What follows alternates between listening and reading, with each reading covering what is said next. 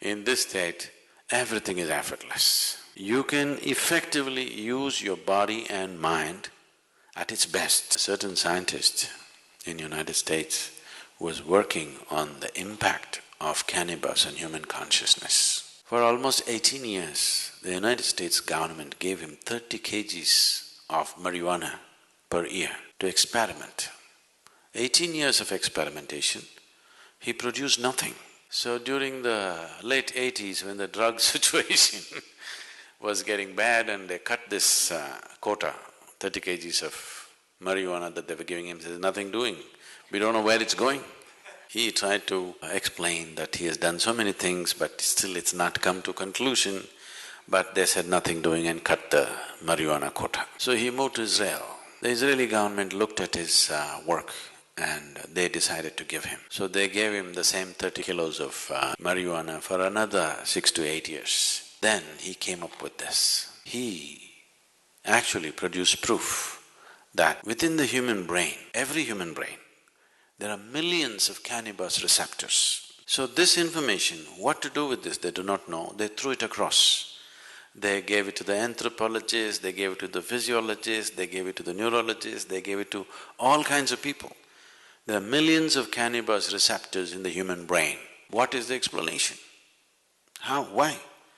So anthropologists said maybe at some point in history, maybe everybody was doping. Which cannot be, because in many parts of the world it doesn't even grow.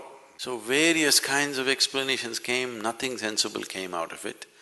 Then the neurologists, after about 2.5 years of looking into this in various levels, they said, when human being is in a certain state of experience, the human system itself produces the necessary chemicals for which it is waiting. These millions of cannabis receptors are waiting for you to produce it. Those who could not produce it, they try to put it from outside and damage the system. Look at me, I'm always blissed out. Look into my eyes and see I'm stoned.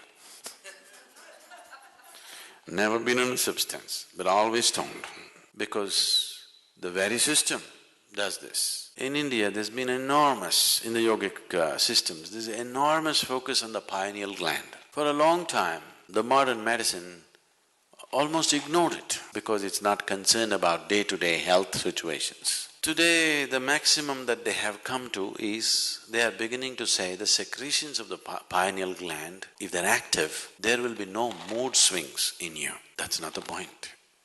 There is a whole system of yoga to activate the pineal gland.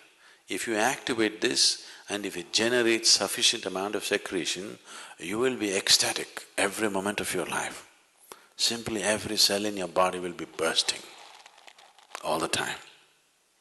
Now when you're like this, if you eat, if you don't eat, if you sleep, if you don't sleep, nothing matters because you're blissed out. In this state, everything is effortless. You can function at the best because you can effectively use your body and mind at its best. There's enough medical proof for this. Only when you're in utmost pleasantness, you can explore the full potential of what it is when you are in a sustained level of pleasantness within you. Otherwise you're a damn issue by yourself. It doesn't work. Whatever the effort that human being is making, whether he goes to the temple, goes to the bar, wants to go to heaven, this is the whole effort, isn't it? He wants something larger than what is happening now to happen to him. Look at this simply. Something more will happen only if your perception is enhanced, not otherwise. So the whole system of yoga is only focused towards enhancing your perception.